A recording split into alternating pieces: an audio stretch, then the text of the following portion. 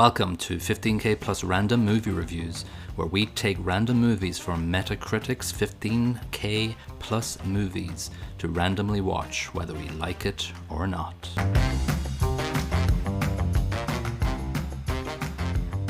Hello and welcome to episode 19 of 15K plus random movie reviews. This is Colin. And this is Niall. And this is random movie number 15176 on Metacritic's all-time movie list. It's called Me Time from 2022. It had a budget of $80 million. Money well spent. Yeah, it runs for 108 minutes or so. The good thing about, the non-interesting thing about Netflix movies, we don't know what the box office is because basically it's just made and they pay their actors, and subscriptions are what is the only evidence of success. But I guess, the sad thing here is that me watching this on Netflix has added to this movie's success.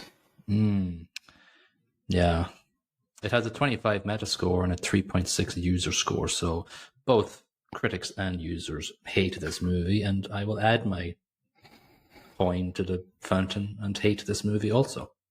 Yeah, it deserves its place on the Metacritic ladder of shame, right at the bottom. I found very little redeeming about it. Let's get into that. Yeah, just the director and writer is John Hamburg, who has had a couple of hits in the past, like Meet the Parents and Zoolander and all sort of usual Ben Stiller stuff that, you expect a few laughs, but you don't get any. The thing is, like, it's similar humor, but none of it sticks. Kevin Hart, not great in this. Mark Wahlberg, God, he's not great in anything, but he's certainly not good in this. No, once you see the headliners for this movie, you know what you're in for. Anyway, plot in a nutshell: Kevin Hart is Sonny. And he's a dad. He's got two kids, a wife, and his old friend Huck. He had a sort of a past with him, and he's his best friend and would do wild things together. But now Sonny is a stay-at-home husband and does all the parent volunteering at the school. And Huck wants him to come and celebrate his birthday for his 44th for some strange reason. It's like there's a flashback at the start where they're celebrating his 29th birthday, which is Kevin Hart in a squirrel suit, changing his mind about jumping off a cliff, and the helicopter that dropped them off takes off, and he gets picked up and flung off the side of the cliff, and then he's like, "Yay, this is actually great!" And then some crows hit him, and then he's like, "I hate you, Huck," and that's supposed to be funny. Yeah, it's and it just from second one you can see it's a horrible graphics, horrible SFX, VFX. The crows just look. Alfred Hitchcock's turning in his grave with the type of birds they used. No, but even the computer graphics of the helicopter are superimposed on this computer generated cliff as well. It just looked terrible.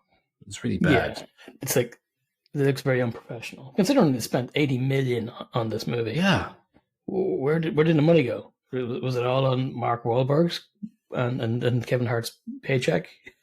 Yeah, pretty much. And probably John Amos. No. All right, so we get that crap intro, and it goes into a whole introduction music montage of their past, and it goes straight in, setting the scene of Sonny as the husband who makes the breakfast, knows all about the kids. The wife's too busy to know anything about them, and Huck calls them up on FaceTime. You know, the thing that just really annoyed me was that they all fought, like the two kids who must be 8 and 4 maybe, let's say, or 6 and 4. They all fawned, "Oh, Uncle Huck." Sonny hadn't seen him in years. How the hell do they have this sort of loving relationship with him? They don't even know him. Well, yeah, that's not the only thing that doesn't make sense in this movie, but yeah, there's plenty of it.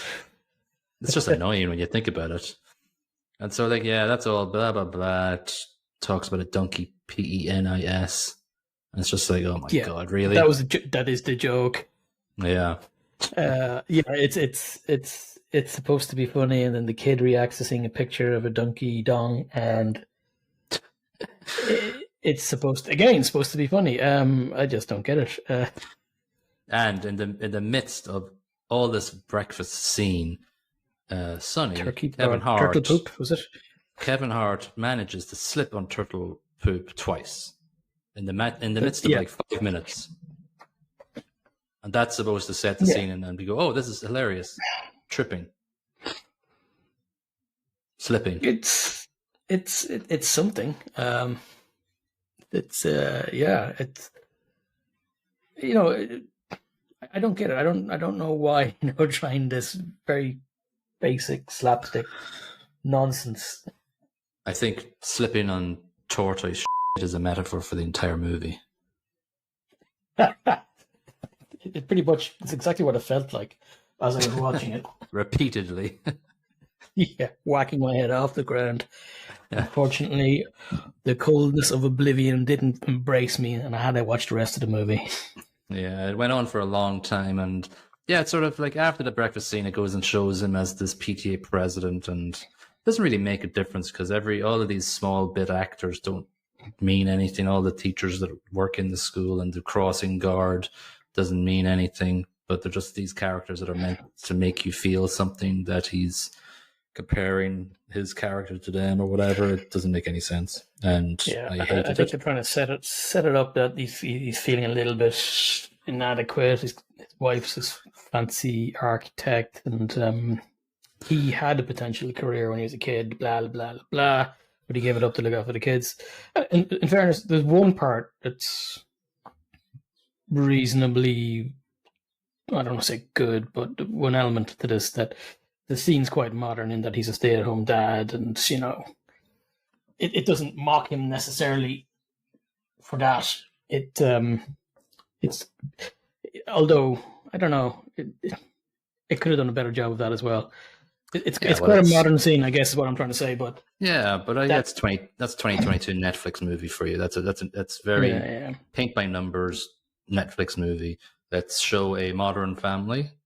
That's 2022 appropriate, and let's make it a positive role model and blah blah blah.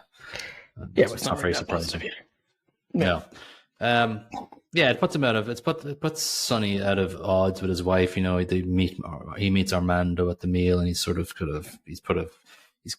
of made awkward about not fitting in with the rest of them, and he just doesn't have a relationship with what his wife is doing, basically. So, and then obviously Maya, the wife played by Regina Hall, realizes that she doesn't know the kids, and so then basically, when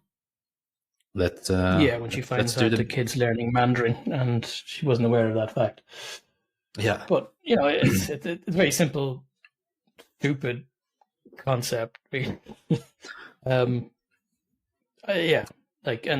the same time, he's feeling like that he's, I don't know, his friends convince him that life's passing him by and he hasn't really done much, blah blah, and he needs to go to a strip club, get some barbecue, play some golf. That's the thing. What? Yeah.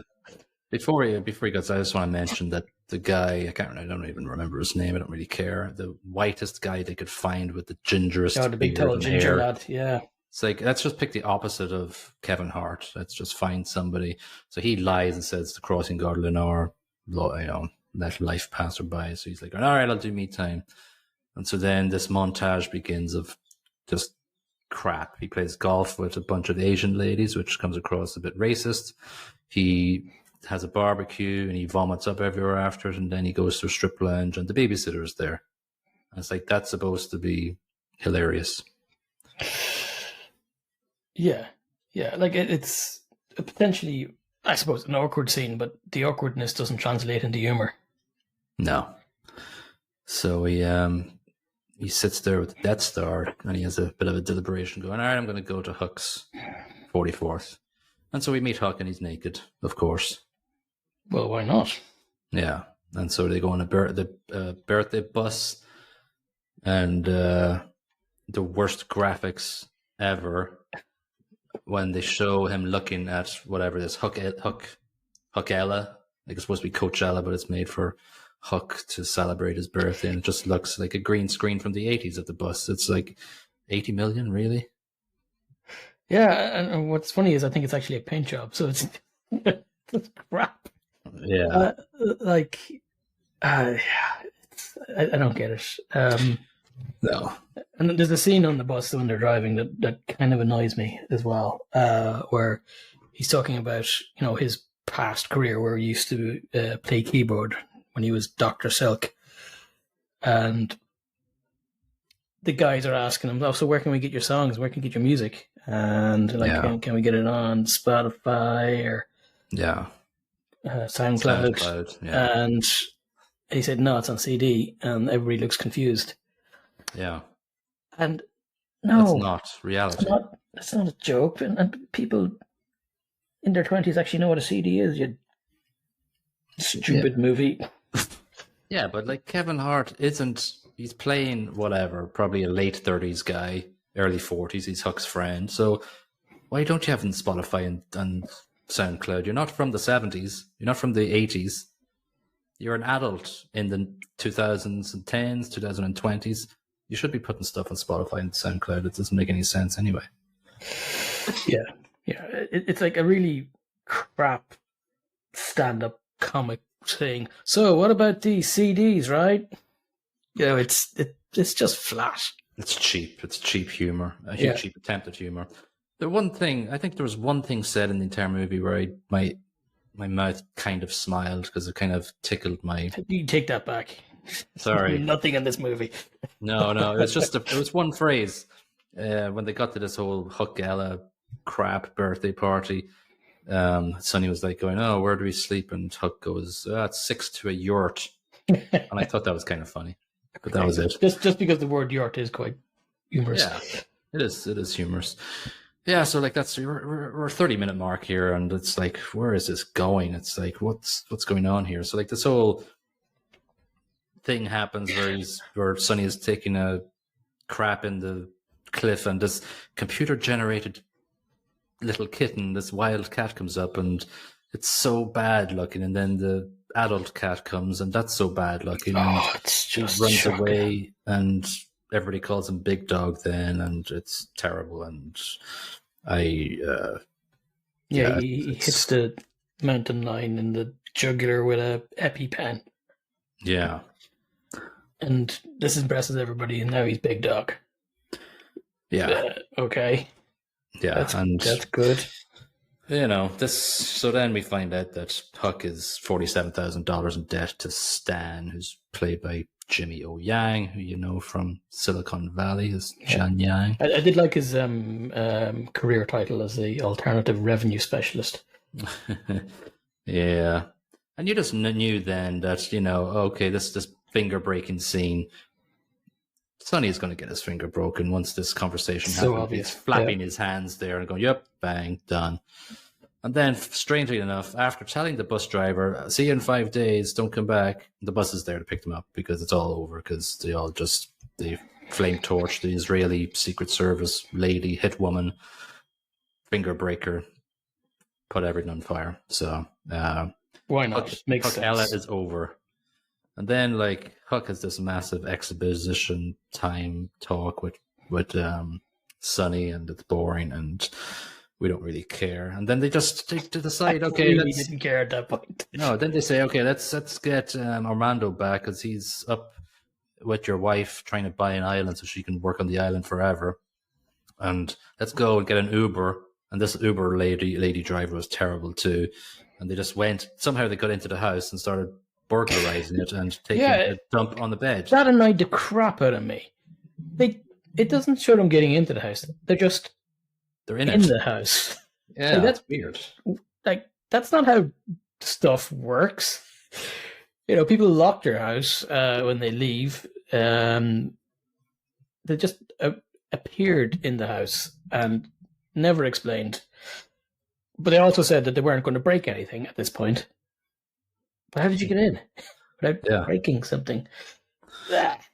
And of course, it was signposted like 10 minutes ago, but they back over the tortoise, and drive it to a bloody Snappy tortoise. Jim or whatever the hell his name was. Who cares? Yeah, and then they just bring it to a hospital and leave it on the doorstep. And it's an hour into the movie right now, and then loads of stuff has happened up to this point. Yeah, but everything is incredibly forgettable. Yeah. Which hence why we're at 60 minutes already. The next big thing is the house party where Seal, the singer, shows up. Not the animal, the singer. And it might have been more interesting. You know what really cheesed me off about this one was the way that they horrendously edited the audio in this, because it's the quietest party ever. All of the dialogue takes place in obviously loud rooms. There's plenty of people in the rooms, but it's dead quiet. You can't hear anybody talk. There's not a murmur in the background. It's just the main conversations. It's edited so badly. I don't know where the 80 million went, obviously. Yeah. Yeah. I think everybody knew this was a terrible movie when they were doing the editing, so they didn't bother. Yeah. I guess, so he pays off the bad debt. Sonny just goes, I'm just going to pay off your $47,000 in debt. And his wife and kids come back, and at the during the party, blah, blah, blah. Then a monster truck smashes into his car, and then everybody leaves the party. And just like My Baby's Daddy, there's a fart joke. Oh, yeah. When the stripper / babysitter's sitting in the house, and he thinks everybody's left, and he farts, and he's embarrassed. And that's the joke. That's the joke. Yeah. So then there's a time apart montage. And of course, we're supposed to feel emotionally connected to these characters where we can't, because we just don't have any, there's no, emotional connection to them at all that we can make, because nothing happens in the movie that does that. There's a horrible montage of Hallelujah being sung by a boy in his talent show that he's directing, which becomes the whole epitome and apex of the movie plot. His redemption is in this. His redemption. His lowest point. But it's done in like 30 seconds. That's not how an arc works in a movie. Yeah, like he apologizes to Armando for the turtle during this montage. He, I don't know what else. Huck hears his friends talking crap about him. We're supposed to feel emotion about this. No. Talent show happens, and it stretches on for so long. And his son goes up and he tries to play, it's so cringe. He tries to play a song, and then he comes out as the dad trying to help him, and the son just melts down. And then he goes, yeah, you're right. And he just starts talking to the audience as if it's a bloody, I don't know. What else could it, I don't know. Yeah. A crap Disney movie. You don't have these conversations with, you don't have these conversations with your family in front of everybody on the stage. No. That's crap parenting. That's crap anything. And that's just being a jerk. Yeah. But again, his wife goes, you're amazing. You said so much good stuff out there. Kiss and make up. So then he's going, for some reason he goes, I want to find Huck. So I'll find him on my phone tracker thing. And he's on a boat Huck called $47 back onto his bank account. So he says, Huck might be in trouble. Yeah. So he follows his track my phone thing to a boat called Murder Sheet Boat. Yeah, I did like the name of the boat. I'm sorry, that's the one piece that made me smile. God.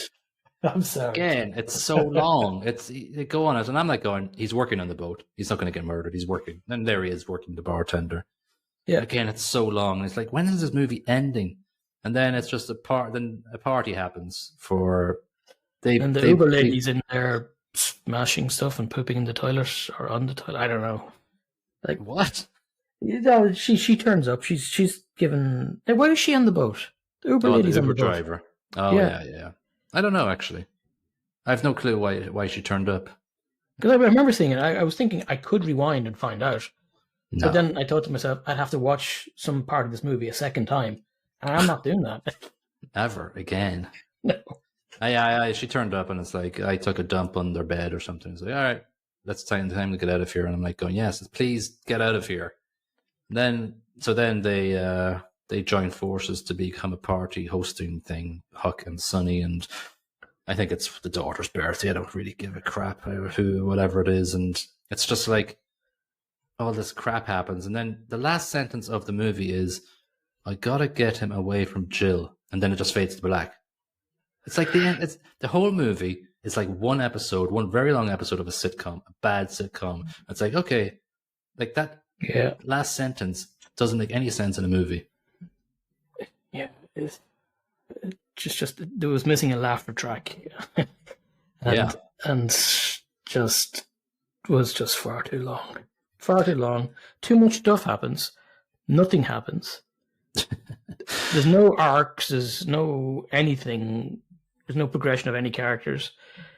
It's just a series of events that feel loosely connected, and all of them are awful. A series of unfortunate, unfunny events. That's exactly what this movie should be called. And then there's 10 minutes of credits. That's Netflix in a nutshell too. I almost thought there'd be bloopers during the credits. That's how like paint by numbers this movie was. It's like, oh yeah, there's going to be bloopers now. Because Kevin Hart would think he's actually really funny, being an ad-libber person or something, but all he does is scream and fall and turtles crap. Yeah, that's the movie. Yeah, that's the movie. I gave it 0.25 out of 5 because it exists. Yeah, it spelled me time correctly. And, you know, on the poster for the movie, they've also got the actor's name spelled correctly too. So, you know, you got to give them some points. Yeah, that's about it. Acting, we've got Kevin Hart, who's never been in anything funny. He's not funny in my opinion. I've tried to watch some of his stand-up before just to see if the hype was anything. That's not. The most saddening thing is, and you're going to not like this, but he's in pre-production now for a remake of Planes, Trains, and Automobiles. Oh, get the whitewash! Seriously. An amazing comedy movie.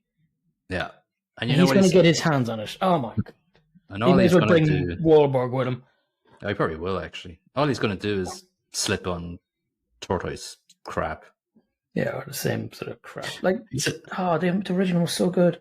He's a busy man. He's got 11 upcoming projects. Well, you know, you got to respect somebody who works hard, but I just wish he had a different career.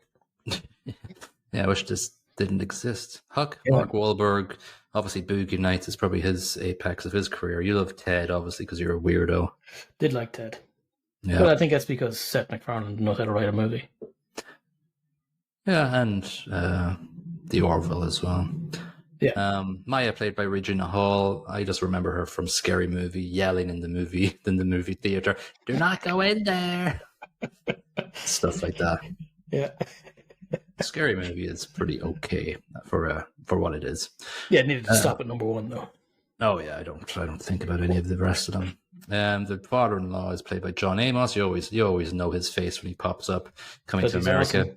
Yeah, and the army dude in Die Hard 2, but he gets nothing in this movie either. He got like 5 lines in the whole thing. Yeah, I thought Armando looked familiar, but he's not in anything. It's Louis, played by Louis Gerardo Mendez. Don't know. Yeah, I had to Google that as well because he has a very familiar noggin. I just couldn't place him. He obviously looks like somebody else. I can't think of. He does. He looks like the dude from the Star Wars series, which I don't know why I can't remember the name of the series. Andor. He looks like Andor. Yeah. Oh, he does a bit, I suppose. Yeah. A little bit. Yeah.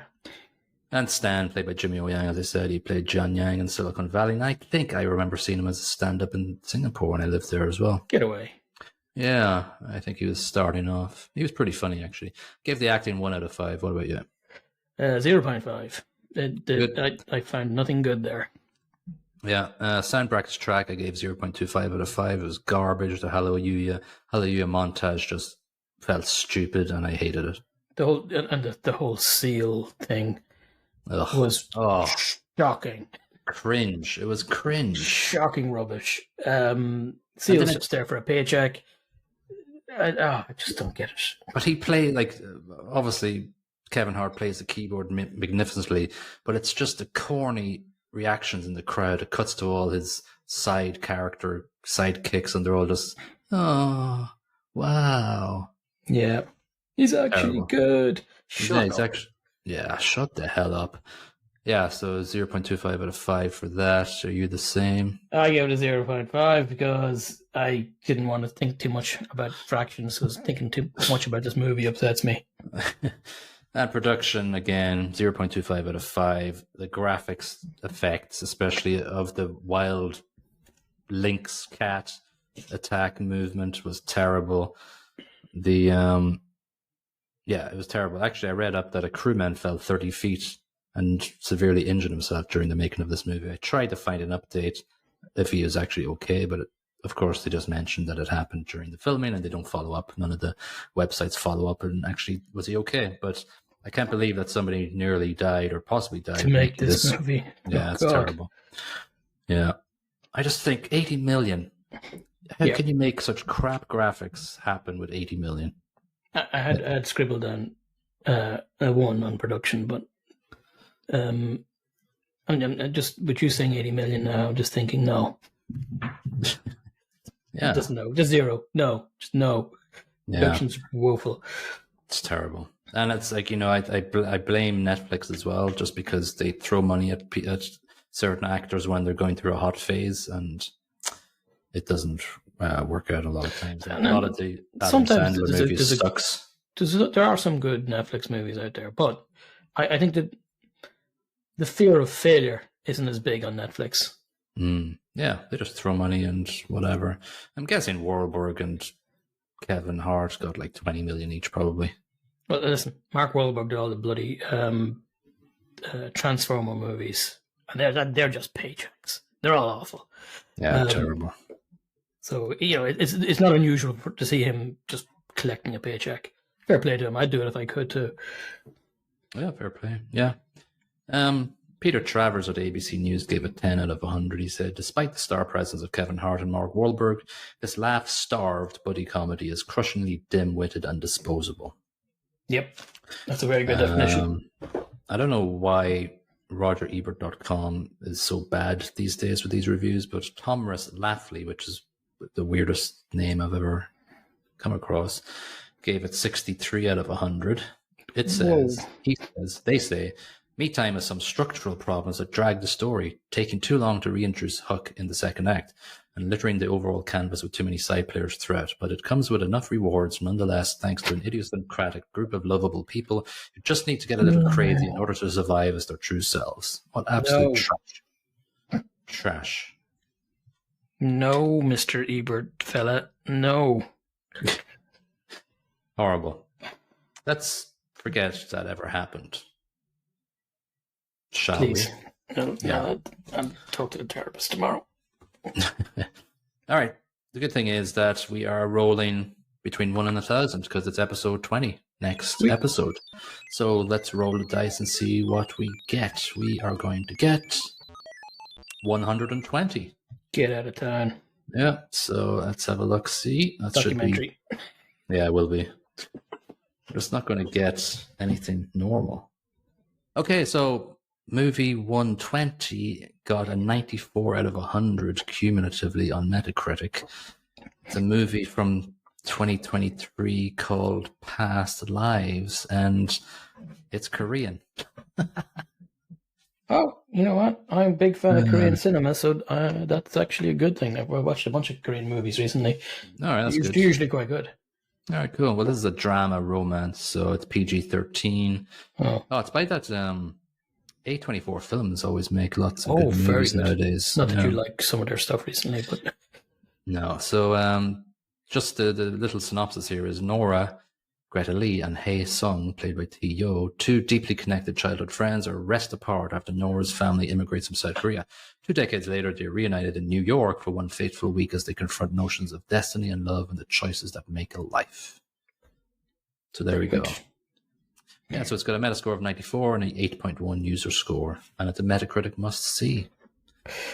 Well, that is a slight improvement on the previous movie. It is. It is. So yeah, okay. So that is episode 19 done and dusted for this week. Me Time is no more. And we will see you for episode 20 for that top 1000 movie. Bye-bye. Cheerio.